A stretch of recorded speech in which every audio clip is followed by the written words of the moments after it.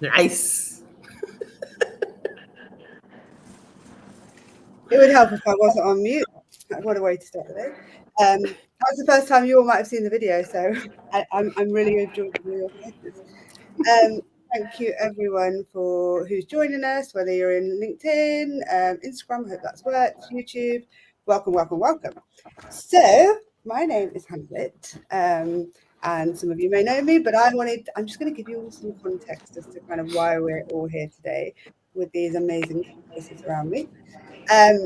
So anybody that's followed my journey will know that it's been a hell of a ride the last couple of years, not just for me, but for a lot of people. But one thing that I was rooted in was my purpose.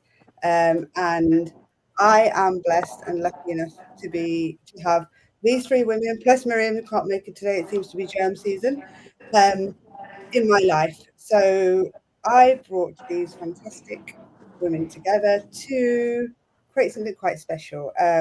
So I guess I'm the person in the middle that was blessed to know you all. So thank you. But I knew it would be something magical, and I don't want to say I was right, but yeah, I was right. So that's kind of how we're all here today, because I really wanted to show everyone and ourselves what kind of sisterhood looks like, but also people that wouldn't necessarily you wouldn't see together and wouldn't come together here in one space, creating some magic because we have a shared purpose. So welcome, welcome, welcome. I'm going to let the ladies introduce themselves. So Trina, you are this to To the left, to the left. No, I'm joking. basically, yeah. Well, hello, ladies, and welcome everybody who's coming on to support us on this amazing weaving of worlds and rise of the matriarchy. I am excited to be amongst these powerhouses of women, as it said in the introduction. And my name is Trina Tree Casey. Most people call me Tree, so it's something that's been a part of my life since I was a kid. I don't know what it is. And I happen to be obsessed with trees, so it kind of works. But it also kind of expresses the trinity of what I believe in, which is mind, body, spirit alignment. That is my specialty. What I do is I encourage people to cultivate a polymathic mind. And I'm often asked, what does cultivate a polymathic mind is? Well, obviously cultivate, you want to gather up. And polymath is a person that knows a lot about a lot of different subjects. And what I have found is that the hegemony and its evil wisdom has always tried to box us in. If you only have a specialty in this area and this area and this area, you don't know what the other areas are doing. So it is a typical divide and conquer. So the more that you know about a lot of different subjects, the better you are to understand how to connect them. Okay. And that's with people as well. The more that you know about another culture, the more that you understand how much you have in common, not difference. So that's what cultivate a polymathic mind means. And I'm excited to be here just to share what I've learned and what I understand about this beautiful world coalescing mind, body, and spirit. Thank you, Tree. And Okay. may quite possibly blow your mind with her wisdom, but she still does every time I speak to Trina.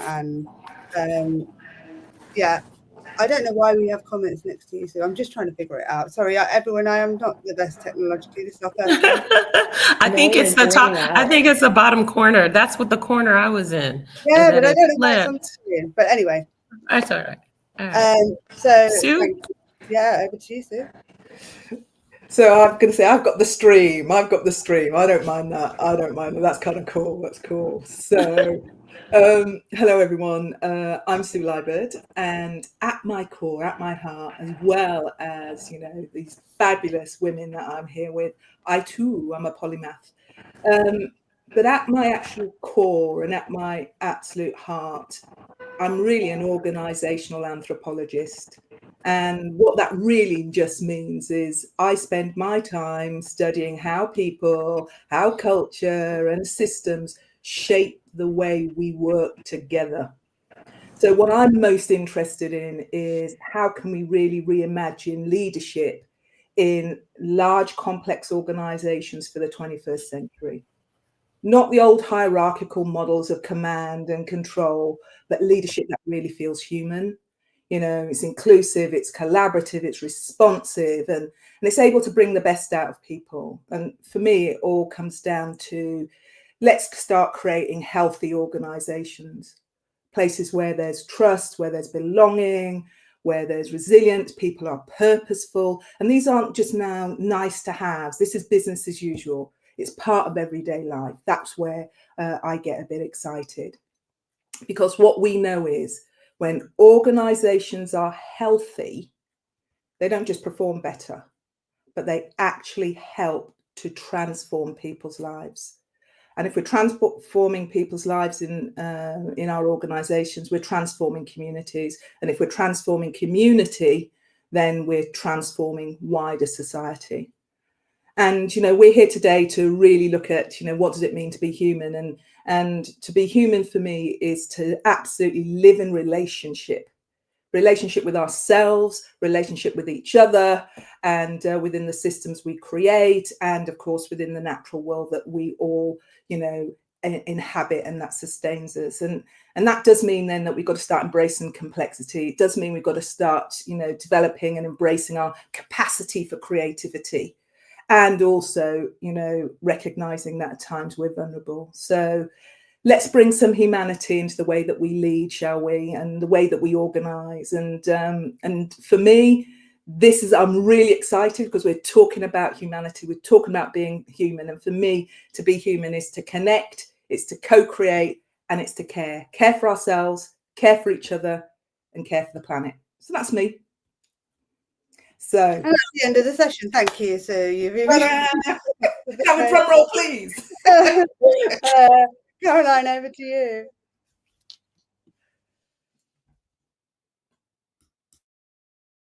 My name is Caroline Mayer-Toby. I'm the director and founder.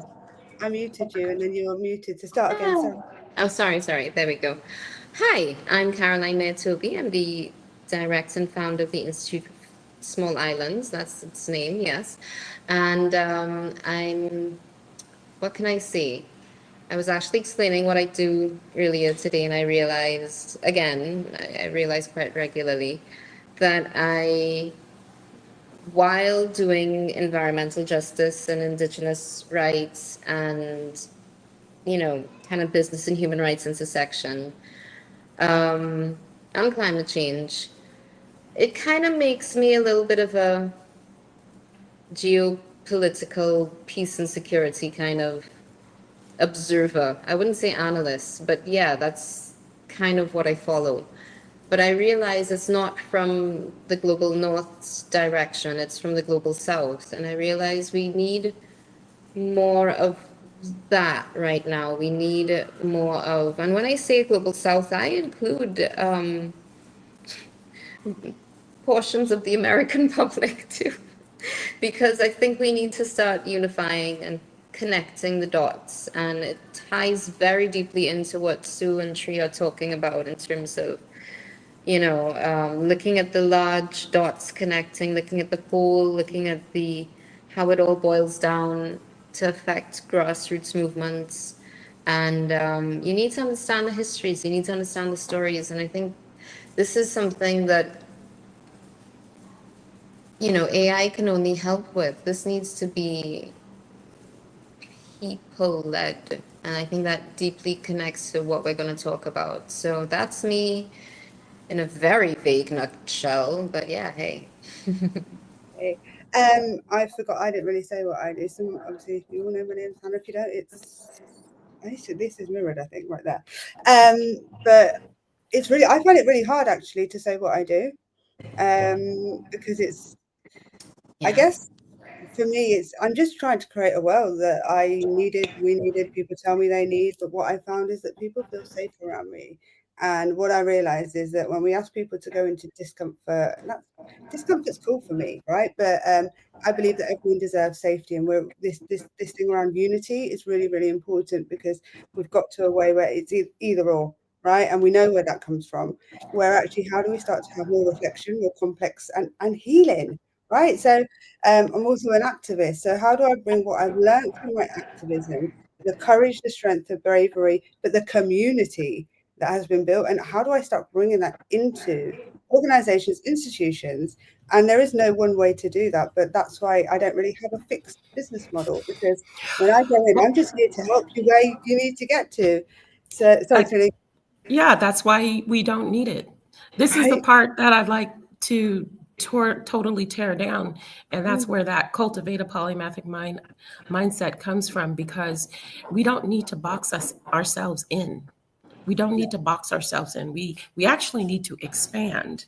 And I think there was a time where you didn't need to put a label on yourself to say that I am, this is my area, this is my sector, this is this and that. You know, it was more like, I learned about this, you learned about this, we learned, you know what I mean? It wasn't like this box we put ourselves in. You know, and it's very frustrating for me because I can say the same thing. I mean, of course, I've got my elevator pitch honed now, but when I was starting out, figuring out, what do I do? What do I do? I know how I make people feel. Yes. Which is the most important thing. Sometimes happy, sometimes irritated because of the authenticity that can come through. But I don't do anything. I am. And that's it. So we're obviously, this session today, one of many, is I guess it's that in its interest. So what does it mean to be human? But I think the world asks us to perform in ways that they tell us is human, but actually they don't feel human. So we wanted to bring this discussion with something we started talking about. We wanted to bring this discussion here, and everything you just said to me. Like, I even was writing my website, and I remember doing a LinkedIn post about it, going, actually, I have for so long even defined myself as what I do in terms of not. And I was like, what do I want people to know? I want people to know that you're not going to work with anyone that will care more than I do, right? I'm not going to even let you be accountable for just ticking a box, because you're doing yourself a disservice. And I want you to know that I might not know everything, but I know people that do. But again, I'm going to really come in and give a shit about what you're doing and really want the best for all of you. So that's what I want you to know, not, where I've worked or, what award I might have won. It's irrelevant. Yeah, showing up as your authentic self. Go ahead, Sue, sorry. I'm going to say, number one, it is about showing up as your authentic self. I'm there. I'm with you. You're just ahead of me there, Tree. As usual. But also it is, how those labels, can restrict. And how, sometimes when, some of the leaders that I work with want to put down a particular label, but people just keep bouncing them back to it, So it is about how we show up. It is about, being, let's say, a bit more value-led. Who am I showing up as? Who am I being? It's, who do I want to show, in the world, my authentic, true self? That's how we need to show up. And again, it's that human connectivity. I'm a human being here, to support, enable, design, create, whatever it is. And I'm just going to bring, my whole creativity, my whole skills, my whole experience, but beware of just the label, because I'll be drawing from a wellspring that's got a diverse set of experiences. Concern is when we label people as you're a this, or that where they were in their past is who they are today. And that's faulty for me. Sorry, Han. I was just going to ask a question to everyone here. I think we've all had to step out of the system up to a certain extent to be able to do that. Now, there is no, I mean, I actually hate the term "be your authentic self," but but not because of what it means, but because how it's been used, right? How it's actually been weaponized now. It's been co-opted. 100%, right? So I haven't really walked, and if I did, I generally got made redundant suddenly, because it became like something really wrong to care. Right. So I was like, and for me, justice has always been the fundamental current of what I do. If something is wrong, it's wrong. I don't care who you are, it's wrong. And it was almost like the core part of me, not even just my authentic self or, you know, my pink and blue hair. This was like the core of me that was being asked to be put aside and not care, which was really difficult. Yeah. Yeah, I completely agree. I mean, I think this is what is at stake right now because we are being led, and speaking very tentatively here and just diving straight in, by little tin gods right now, little strong men, you know, who think that they can topple us by doing what was done in the past when they had much worse social media. And well, actually, the gossip still flows, however gossip flows, you know. But right now, what they're trying to do is take over the world, literally. Like, we can look at this and see this happening. This is not me being melodramatic. And they're trying to take away the part of us that cares. They're trying to do the neighbor against neighbor scenario, and instilling fear is a big part of that. And this is where we have to tap into, you know, I don't even really like the word human. I've been having conversations about that term. I prefer the people, you know. I prefer coming from communities that identify as nations, indigenous peoples. Like, this is a term that I've thought a lot about because a lot has been put into that term in United Nations negotiations. How do we describe ourselves in these treaties? It's not peoples with a common P, it's peoples with a capital P. There are whole reasons behind it. How we define ourselves as human denotes individuality. I think we need to start thinking of ourselves as a people, common P, not capital P, a people, a unified people. Well, you know, the Say. etymology of the word people is still designated as human as well. I mean, I'm big on language. One of the things that, yeah, that's one of the things that I really, we've talked about this offline, because in mind, body, spirit alignment, the mind creates the word and the word flows out in vibration for us to co-create this reality. And in spirit, okay, we are all like creating what's happening on either consciously or subconsciously.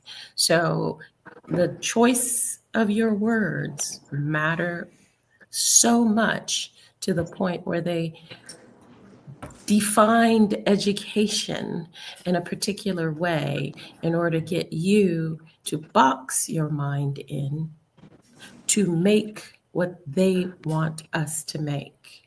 Okay, so it's like, I agree with you. And yeah, I counsel. And I yeah, counsel. yeah, and we Continue. have. I just have things to say afterwards. Go ahead. No, I'm just saying, like, that is so important. I think also because I worked as a English teacher, traveling around the That world, makes sense. That makes sense, right? understanding the epistemological and root of words was a tool for me. And so if I could get somebody to memorize the etymology of something and where it came from Latin or Germanic or whatever, they would go, oh, that's connected to this word and this word and this word. And all of a sudden, there would be the floodgates of innate knowledge, DNA coded knowledge, which has come out. So, I totally agree with you. And I counter and I say to you, you are working with the wrong framework. You are working with European languages. I'm saying take it completely out of that jurisdiction whatsoever and bring it firmly into the realm of our traditional ancestors, in the sense that, okay, I'm going to quote Joel Keane of the Gomeroi people in the Gomeroi family in, I'm going to say Australia because I can't remember exactly which part he's from. Sorry, Joel. But he is doing his PhD and he's working on, I don't want to reveal too much, but this notion, but I know he's talked about it, this notion of how his ancestors saw this concept of community, it's like they didn't even see individuality. It's like we have to completely, I'm not saying we need to go back to pre-Columbian days, although I think, yes, we should. I'm saying we need to realize that one's individuality comes into it, and you see this theme across the page with indigenous cultures, traditional indigenous cultures, of community and working together on a very visceral existential level against the elements, because this is where we have to get back to. Nobody wants to go there. Just nobody wants to go there from the Western world, but that we got to go there, and this is where, because we can live at the comfy end of a supply chain, and I'm not saying you guys, I'm saying all of us, who do not live against the elements, because some of us do, and we must include them in this conversation. However, there you will find the essential meaning of the word community, because you can't exist by yourself in nature. You just can't. You will die. Very few people can. And that's I've why I talked think to it's great. That's why I don't really like that the word self-care, like the concept of what self-care is now, because actually when I have been down on my ass and I can't get back up, that's when I need my community the most, right? Sometimes you can't self-care yourself out of it. And just what you were saying, Trina, with words and language, it's so important that we look at where that comes from, because empathy, like I'm an empath, right? And when I used to see things happening, I'd rather someone, like, obviously please don't, but I'd rather someone hit me than says something, because words like stick, right? And we know what we're unheal, a lot of what we unheal is words. It's really and I actually started to deep it this morning after I had like a voice note chat with Trina, was when those things happen, it wasn't just about my confidence, it wasn't about my ability. They were literally just trying to kill my spirit. Now, if I didn't have purpose, so essentially what I do is I help people find their purpose, because now I know what I need to do. You can say whatever you want to me. It's not going to stop me, right? Because I am so rooted that, like, even a thunderstorm is not, I know what I'm here to do. But all of those times where I was questioning myself, it was people really just trying to kill my spirit. And we don't talk about spirit enough. Absolutely. And yeah, our spirit, because most people have connected that word to religion, okay? And that's a mistake, because the spirit actually is breath. That's what the word means, to breathe, to breathe life into something. That is spirit. And there's a lot of forces, let's just put it in that way, that are completely sucking us dry, taking our life force away. And so, man, when I think about languages, I speak 4 of them. I've been learning Sumerian for shits and giggles, because because I like the oldest. I'm always trying to get to the oldest thing, like, and in Sumerian, just to go back to Caroline was saying, that's the oldest written language, right? Is people's is Lu. And I find it interesting because there's another word that describes our energy called Lush. And that there are forces taking our Lush, and that's our life force, what we do on a day-to-day life. We're giving it away. And so I've gotten in the habit of saying I do not consent. Okay? Because that, to me, being a human, just to kind of go back to the theme of what we're talking about, is to be sovereign. And I have a book, matter of fact, named Reclaiming Humanity, a Blueprint for Collective Healing and Resistance. Because it is within our healing, collective healing, that we actually resist. Okay? Yes. And most of us don't know we have the ability to not consent. Absolutely. And it is something that we almost lose as children and as part of our socialization. And the power in, I do not consent to give my energy. I do not consent.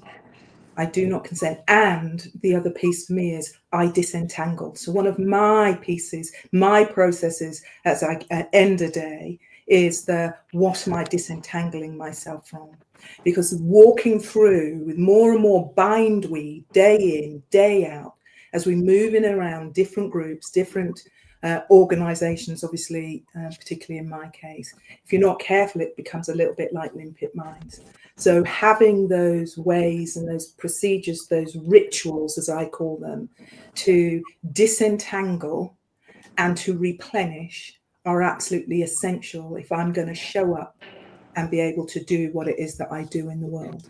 And that's so true, Sue, because the journey that I've been on, clearly my whole life, but also the past 2 years, is being able to understand what I'm feeling. And I think I said it to you, Trina, and maybe you said as well. I said, like, I'm feeling this feeling today. And what is it? And I could quite clearly, I knew it. I said, it's not mine. Yep. Like, I can feel it, and I feel it so intensely. But now it's being able to differentiate between what is mine that I'm feeling and what is being an empath, what I feel with the energy in the earth, what I can feel from, somebody that might have just had a conversation with. But being able to separate what is mine and what isn't was a huge step for me. Yeah. Knowing where I end and somebody else begins. This is not mine. This is yours. I choose not to take that. I can hear it. I will listen to it, but I am not taking it. Right. I do not consent to take on your energy. I do not consent to be in a box that you have placed me in. This is the thing, and this is the body element. This is a part of being able to recognize how you are in your body in those quiet times, in that silence that we're not allowed to have. Okay? That's where all of this external frequency, because we're all just frequency beings. That's where all this frequency, the routers, the cell phones, the external disruption hit our body, so we can't distinguish what's ours and what's theirs. So that's why the body, getting your vessel, the sacred vessel, aligned with your mind, aligned with your spirit is so vital, because once you do that, you know what's going on. You can say, no, thank you. That's not mine. No, thank you. I think even before, just knowing, because I used to feel loads. Like I'm really intuitive and I feel it physically. So I used to feel loads, but I would just be thinking, like, what is wrong with me? What is going on? I actually feel quite calm today. What's happening?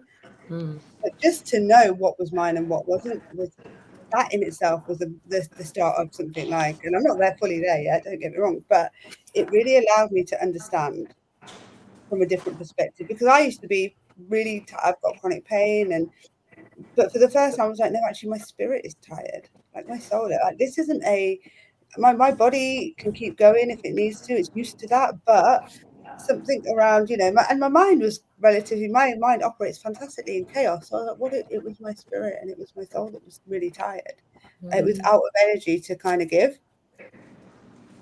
Well, see, that's a pattern there. That's a pattern that you're repeating, a trauma pattern, when you say that your mind thrives in chaos. And we're not going to go into all of that there, but I think we do that a lot to ourselves, where we don't want to give ourselves the nourishing that we need, and we operate. Oh, okay, all right. I'll stop. But yeah. No, you're right. This is the month so the month of August. I have given myself to, tie up loose ends, to rest, but without making myself feel like this is a rest, you must rest. If I fancy it, it's been giving myself a time to do things like this, which is my passion, and it's still part of what I want to do, but it's been a beautiful journey to do it. So I gave myself that permission to just be like, well, you know what? You have 100% survival rate. So far, you'll be all right. And actually, it's been, you know, I think Frida was ringing me. I was like, sorry, Frida, I didn't wake up till like 10:30 today because I can't. No. That's I Yeah. nice. but I didn't part of a system to just create that system for myself where I am the person that is hard on me then, right? I didn't that's not what I did it for. Yeah. Mhm. Yeah. Approach Well, it with mischief and joy as well. Like, I'm gonna And do one thing I this. do is it Gotta is be Yes. playful. Gotta be playful. always, always. And Particularly in a world that is very fragile at the moment, and there's a lot of fragility and a lot of anxiety, a lot of fear. Is that, you know, in part of that, looking after and connecting and looking after ourselves, each other and the planet, but looking after ourselves is we need some things that are light. We need some conversations with like-minded spirits. We need that, you know, to nurture ourselves. Otherwise, this vessel will just run out too soon. Too soon. exactly. we are the light. Exactly. We are the light. I Yeah. remember when I first started and I was not in a great place, really, really struggling, couldn't see the wood for the trees. A friend of mine, Dean, if you listen, hey Dean, said to me, Hannah, if you can't, your job, the only job is for you to be the light. For you to Mhm. when you think you can't do anything else, be the light. You are the light, and that is the strongest power that you have, and raise the frequency. So in Exactly. those days, I'm like, okay, if I'm doing this, if everyone is in low vibration, I just maybe need to be me and bring them. Maybe just need to make them laugh. Maybe I need whatever that is, whatever we all have that within us. But what is it that we're going to give to someone else to just raise that vibration? We're just gonna exist in that vibration, because again, the choice is always the individual's. You know what I mean? And it's like, we were talking about this earlier. If I was the type of coach that was constantly exerting my energy to lift somebody else up, I would be depleted after every single session. It wouldn't work. Okay. So, what my job is to guide people to their own light. And first of all, acknowledge where they're at right now. Because I think a lot of us are in that go mode, that programming that we must always be productive. Okay. But it's actually in a quiet stillness that you're the most productive, because that's when the great ideas come. 100. That's why COVID and all this stuff backfired. Woo! Backfired. Everybody went into their houses. They said, "You mean I don't have to deal with this coworker's energy who is always attacking me? I don't have to deal with this domineering boss. Oh my God, I'm already done with my work. What's going on here?" You got some peace. That's what you got. And so I think, of course, there are other aspects that happened. But I think one of the things that backfired was a lot of people said, you know what? I don't need to do this anymore. I don't have to operate at 110. You know what I mean? I just One of can the be things me. I am loving about Gen Z is that mindset. Yeah. And that mindset around, yes, I want to be productive. Yes, I want to work. Yes, I want to contribute. However, I am not going to come in to an organization that is, you know, still structured as our beautiful friend who couldn't be here today, Miriam, would say, you know, structured around, you know, that the masculine, the organization structured around masculine, you know, the hierarchies, the system. They're just going, no. I need time away physically from that workspace. I do need time away from my screen. I need to be far more holistic. And they're calling it out. And what's been really interesting to see the fractiousness within organizations where, you know, baby boomers have been doing baby boomers like myself, in fairness, you know, have been turned around and going, what do you mean you're not going to come in? Or what do you mean you want to start work at 11 o'clock? No, our working hours are from this. I'm loving this, forcing us to really think about how we do work differently, how we live differently. Sorry, Han. Yes. But Yeah. the question is that, so like that's a part of what I kind of say to organizations, like you literally won't have an organization, right? Because at some point none of us are going to be here. We're understanding where they're coming. So I'm like, is that not enough? Like, but from a human perspective, but at the same time, people are saying it loud and clear. But this is where we go back to actually who's running those organizations. What are they running from? Ego, power? What is it? Because it like Yes. would you rather continue the way you are, or would you rather go into a bit of discomfort, take some advice from somebody that might not look like you and might know a bit more than you, and actually have an organization in 5 years? Like, But literally, darling, they don't care. They don't want that. There's no incentive in that for them. Like exactly. I've at got to all, the counter very end that. of the day. I've got to counter that. So we, who's the they? I listen to a lot of leaders who right now are asking a whole heap of questions around recognizing that, the world's changed. We've got multiple generations, and they're asking that how are we going to do this differently? Yes, there are individuals that have hunkered down and said, right, this is how we've always done it. But guess what? Those organizations are losing people in droves. But it's not just adding another program, though, is it, Sue? Like, this No. isn't like we have to dismantle the whole freaking system and start again, because all you're going to do is go, okay, we're going to do, you know what? Let's have a Gen Z ERG, and let's have a Gen Z policy, and let's have a Gen Z development program. Let's start using that technology that the technocrats so pride themselves on, and allow us to be free. Because what they really want is the slavery. They want to. We're all just operating in a servitude, slavery position, totally not acknowledging that we're the power behind the whole system.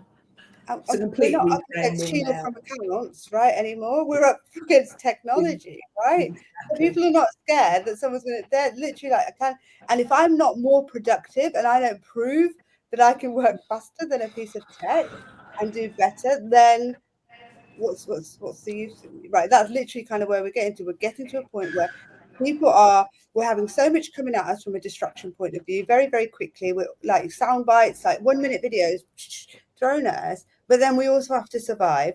So it keeps us really busy. Everyone's exhausted, They need us exhausted. They need us busy. So we buy the comfort foods, we buy the comfort drinks, we buy the comfort vacations, and we go back to the race. They need us. Keeps us on the treadmill. Keeps us on the consuming. They need us consuming, because once we realize that we can opt out of that, grow our own food, live like we're on a holiday most of our lives, because we don't need to do the backbreaking labor if we just actually learn the tips and tricks of people who have been living in millennia with, in harmony for millennia. You can just walk out to your pharmacy, and then you walk out to your grocery, and you maintain it throughout the year. But no, how can you make a profit off of that? Who benefits? The little people. I don't even think it's about profit anymore. Oops, sorry, Sue, go ahead. No, I was just going to say, and that's what COVID taught a lot of people. Exactly. Pressed pause and went, oh dear, no, I am not going back to that. No matter how difficult and tough it is. And they are wrenching us back to it with all the supply chain issues now, with all the money going up and everything going up and war and how convenient. 6 years before I'm stolen. And we never really needed them. That's the part. They had to basically insulate us, make us, what is the word that when you constrict false something? Flag operations. Yeah, they kept pushing. Can you say that again? Because I found that button again. Can you do it again? Say what they said. We don't really need what? Sorry, we don't really need them. And we never needed them. And like what Caroline just said, go out. I have my own garden. I have my own medicine cabinet. I have what it is that constant fear that Sue talked about. you know, and I call fear fake evidence appearing real. It's all phony. It's all a perpetuation of lies over and over and over. They're very, very deceitful. Even our money has no real value. We live in a debt system. You know what I mean? And everything is based on this illusion that we are volunteering to create. So take it back. Take your consent back and stop consenting to your own slavery. You know, everybody focuses on, you know, the melanated folks when that word comes to mind, but no, it's everyone. Absolutely everyone. Because the moment you saw a difference between our skin tones, you became a slave. You know? So this goes back to antiquity. Antiquity. So what they did and what they still do is In a very cut off the real food. way. Yeah, they cut off the food chains. So what they did is they killed the native people because they wanted to take their land, but they also wanted to take their tech. And their tech was how to grow and sustain themselves without, you know, dying But off. they were lazy and illiterate, and they burned the books, and then of course Exactly. people wouldn't talk and all those kind of things. So- And they lost the knowledge. When you think of what they burned, They in the didn't lose it. It's all in the manuscript Vatican. They didn't lose Huh? nothing. I talk about that in my book too. I- They There's a book coming. They There's a book burned the coming. food. It's in there. Buy Trina's book. If you, oh, sorry, this one. Buy Trina's book. It's fantastic. No, I'm really not talking. I'm not trying to sell the book. I'm just No, saying it's I did a lot of research.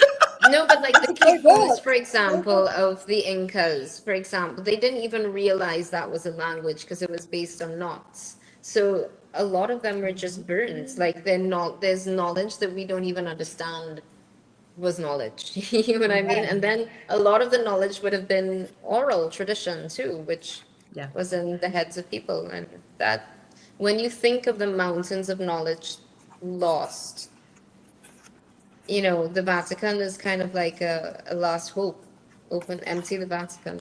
Mm-hmm. Well, Well, they I'm burned down mindful. Alexandria for I'm that. going to chime in because I'm mindful. We're using lots of theys and theys, and we've named one organisation, which is the Vatican. There are others. Oh Yeah. gosh, yes. So I would Smithsonian. hate for everybody to walk away and think that, you know, all of the theys generalisation there is just the Vatican. It isn't. No, British no. Museum.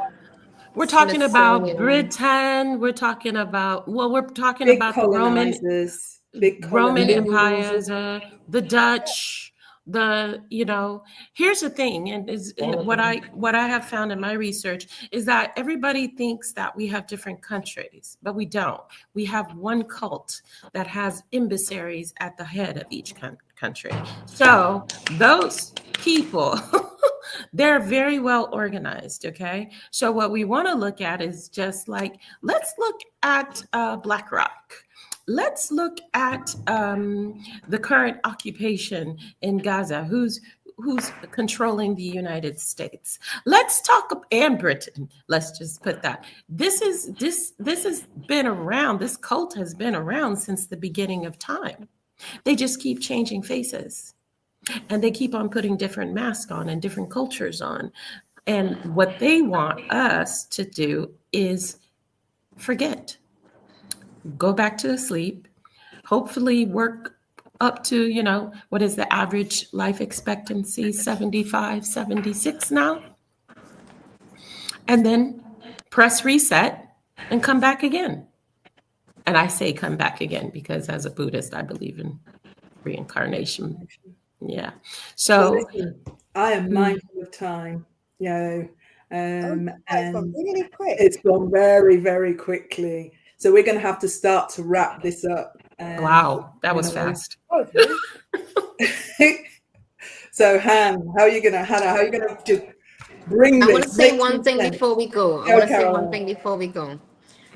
We need to understand different ways of living and thinking, and understand that there are more realms that exist, that there's a spirit realm that lives right next to us. and that we need to protect our energy, tapping back into what we were saying, Sue and Hannah. And, you know, there's this woman, I can't remember her name, who says being an empath and feeling all the feels is actually being a sloppy thinker. So you need to control the permeability of your walls, of your energy. That's and right. I just want to no, because we talked about some pretty heavy things. So But I don't think that protecting we're the energy. quite ending yet, though. We're not No, quite ending yet. This is for the whole conversation and what we Mm. just talked about with protecting the energy. So I just did a Yeah. little bit of a clearing, that's all. But continue. Just always So- remember to contain your space. I Always. think thank you so much for that, Caroline. It's also this, everything we're doing here is really about talking to people about actually everything. And my biggest journey, and I know everybody here, is it's what we need is within ourselves, right? And Absolutely. again, the system has been created. Trina was like, Hannah, what are you stressing for? Money is energy. And as soon as I started thinking about it as energy, and I was like, I'm trying to liberate myself from everything up in here, but I'm still letting that control. It's just another way to control how I'm feeling, the fear. It's like you said, Sue, that fear element comes in straight away and you haven't paid a bill, what's going to happen? But when I changed my thinking, so every session, for everyone that's joining us now, we are going to do a bit of our takeaways of what we've taken away and what we hope you've taken away. We realised it was a lot shorter than we thought it'd be. But also I want each of us to dear me yourself. So whether that is the past you, the present you, or the future you, just one line, just a message to yourself about being human, whether that's what you've been taught, but just a dear me. So Trina, over to you. Oh boy, I was just kind of like running through the 15 thoughts that just went through my head when you said that. And I say this to a lot of people actually, because when I have a think where I say, when I remind you, I remind myself. You are so much more than you know. You are so much more than what they told you. And to walk and stand in your power. It shall never fail you. Is that your past me, your present me, or your future me, or all? I don't. It's time. Time is an illusion, so it's all of me. I love that. I love that. Also, yeah, time is not a thing either. What did I say the other day? I said, I'm going to log on and start the call in 3 minutes. I was like, not that time is real. 3 minute chance. Sue, do you want to go next? Yeah. So to honour our good friend and sister that's not here, Miriam, she recommended a book. I'm recommending a book. And this, maybe not be able to see it. I can't see it. Oh, you gotta read it. It's faded into the background perfectly.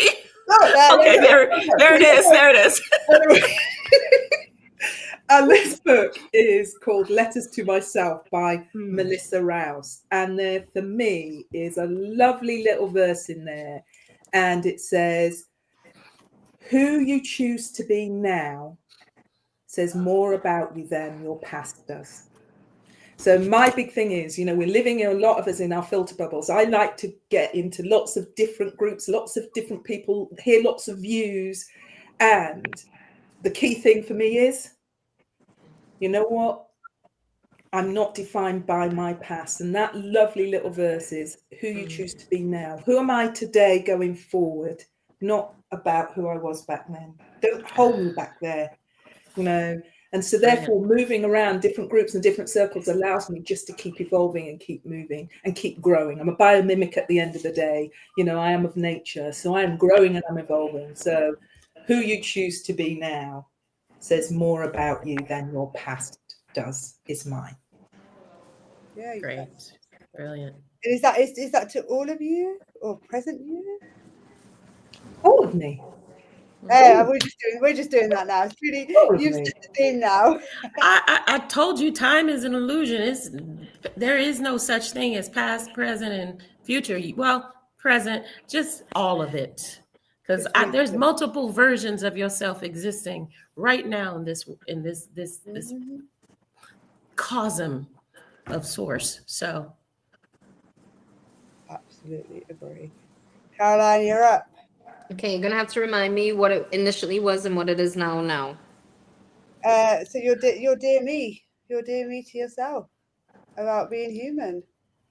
what would you say? Past you, present. Oh, well, time is just okay. I'm going to take that way. Just to you, whatever version of you. I'm gonna say this to my younger version of myself. It's not as hard as it seems.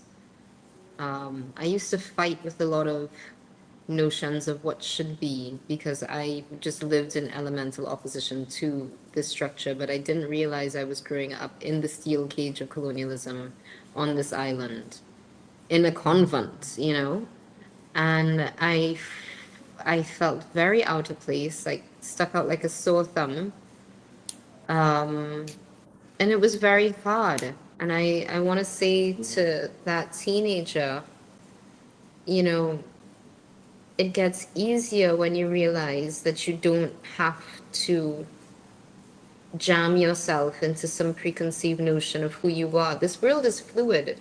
All of those institutions are made by handshakes. They're made by agreements. Own your own business to show yourself how the world is made. You'd be shocked. You'd be like, what do you mean? What do you mean I could just create this out of thin air? What are you talking about? That's kind of how this works. You need the funding. You need somebody to agree with you. It's a handshake. You need the right handshake. But that's how this world has been built. This is a labyrinth. Take off the roofs and you'll see that this is a labyrinth. You'll see that this is a hologram. It really is. It's all just created from our minds. And so that will ease you very, very strongly. It might blow your mind and break it first, but it will ease you. And I'm trying to train my kids while they have to live in this matrix, these things. And I realize it is completely in opposition and I might break their minds, but I still have to try without breaking their minds. And yeah, that's it. The only way you can break a child's mind is to cage it. And give it those false labels. False Exactly. labels. Yeah, but I also have black kids, so I also need them not to be arrested. And my son will be like, what do you mean I the police separated? This is awesome. I understand. That's a whole different topic, right? That's That's another a whole nother topic. But Hannah, what's yours? I think this is going to be to like all versions of me, but I think to the core of this younger version of me, because I have to go back to root cause. And I think for me, it's that you're not superhuman. Like, it's okay to feel just your feelings and not think about how your feelings and you being human is going to impact others. So you hold theirs, you hold yours. So I feel what I feel. And if that means I'm annoyed at you, and that means that, you know, whatever it is, I think even probably in present me, I don't give myself the space to feel like I am human and I can just feel, and that I'm not I know I'm awesome, but I'm not a superhuman. Like, I feel the same things that actually more, probably maybe even more deeply than everyone else. So I don't have to shove my shit to a side to think about somebody else. It's okay to think about me and be human. Beautiful. Yeah. That's great. So yeah, we're all here, and all we need to do is take down the walls that we've been conditioned to put up to reconnect with each other, you know? And most of those walls are created in our minds to protect ourselves. But if you already know that you're protected, you don't need the walls. You are naturally protected by who you are, your authentic self. But yeah, there's everything. Going back to our kids, Sue, the one thing I tell my son all the time is all this shit is fake. Do what you want to do. It's all fake. everything that you're learning is it's not necessarily true. It's a version of truth that benefits a few. And everything you need is inside yourself. If you just give yourself the space and the kindness to hear it, it's in there. You'll know what to do next. Yeah. But I will counter. As I do, I will counter the be yourself, do yourself, whatever. Is that we've got people doing that right now, and True. you know what? That's making this world very fragile and very uncomfortable right now. True. That's why we're here. Yeah. But the It's- community is so important, because when you're out there doing that for yourself, Yeah. Yeah. it's tough. It's a different feeling what you're talking about though. Yeah. That's the dark triad. That's the Machiavellian and the narcissistic and the, you know. That's not considering community. No, Yeah, not at agree. all. I'd agree. So the key thing is that, you know, back to where we started about the power of language, you know, within a context, within a substrate, these statements absolutely resonate, have power, and will liberate and make a difference. But for some people, they will hear that gives them license to behave in a way that is antisocial, inappropriate, and downright not good for community or for individuals. Right. But the And I would problem say is that those people, they- oops, sorry. Go ahead, love. Go ahead. No, I was just saying that I think those people are people that I deal with on a daily basis, is that they're in a lot of pain, and that is their wall. They don't really know, they don't timid, no shade, know thyself. What they do is they respond because that's what the system traumatizes the majority of people to do. And that's so different than operating from a place of self-love and self-knowledge. Well, Yeah. they're different. I mean, there are different ways you can interpret what Sue is saying, in the sense of, are we talking about the Trumps, or are we talking about the kids in the projects or with the ASBOs who are just like trying to rebel against a system that is designed to break them? And you know, these are different. These are same men, same boys, different classes and different opportunities and different systems and structures. And some of them are incarcerated, and some of them are given free reign. So it all goes back to. But that's God, what I mean by so context. Yeah, so basically, if you're one of them, that doesn't give you a license to be a Correct. paid in We are the not ass. giving you permission for that. But But not this is your the thing. This permission. is the thing. We need to create spaces for those young boys who are incarcerated in their very society, in their urban deserts, to and wherever they are in their shanty towns. To we need to create, like, okay, I can't raise my kids to be indigenous in any sort of pre-Columbian way, which distresses me to no end, because the world has changed so much that we've now come to this end state, right? Of my culture, where there's like, I don't know, a couple thousand left. So it's depressing, but it says to me that we need to now firmly, more than ever, and urgently create new spaces for people. We need to do what was being done through the pandemic, and we need to fight for that space, because you realize that was brutally repressed, and we just conceded to it. They're like, come back to work, and we were like, okay, because your rents need to be like filled up. Like, why? You know what I mean? We And need to Caroline, protect on that's another conversation, and we we're are coming up to the hour. So Hannah. I will just say one quote that just came to my head, and it is an African proverb, and it says, "The child that is not embraced by the village will burn it down to feel its warmth." I think That part. right. And on that note, I have got an outro video. I don't know how to do this. Wish me luck. You'll see it. so thank you to everybody that showed up. Thank you, everyone. And thank you for commenting, Thanks, encouraging everybody. us. Right, let's try this. Wish me luck. You're so funny. Bye. Oh, hold on. She says, how do I put this on? Do I end the stream? Anybody in the comments? Okay, I know how to do it. You have Get them to. out of their misery. You go. There's a little box on the side. You know where you did the outro, the intro. Yeah, but how do I get the outro to play? Just click on it. You say that. Like, now you're making me look silly.